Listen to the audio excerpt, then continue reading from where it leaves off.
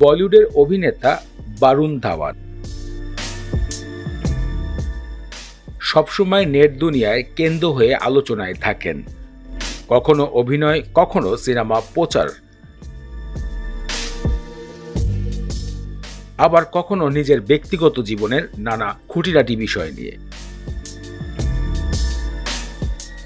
এবার মন্দিরে পোশাক নিয়ে সামাজিক যোগাযোগ মাধ্যমে তীব্র কটাক্ষের শিকার হয়েছেন এই সুপারস্টার।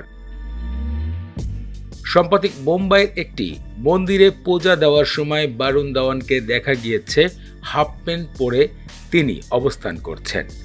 বিষয়টি নিয়ে এবার সমালোচনায় ধুম পড়েছে সোশ্যাল মিডিয়ায়। ধর্ম অবলম্বনী লোকজন বলছে, আসলে বিষয়টি কখনোই গ্রহণযোগ্য নয়। মন্দিরে সাধারণত খালি পায়ে যাওয়া ঠিক রয়েছে, তবে এভাবে অর্ধ হাফ প্যান্ট পরে মন্দিরে উপস্থাপনের বিষয়টা অনেকটা খারাপ চোখে দেখেছেন ধর্ম অনুসারীরা। সাম্প্রতিক বিষয়টি সোশ্যাল মিডিয়ায় আলোচনায় এনেছে বরুণ ধাওয়ানকে নতুন করে।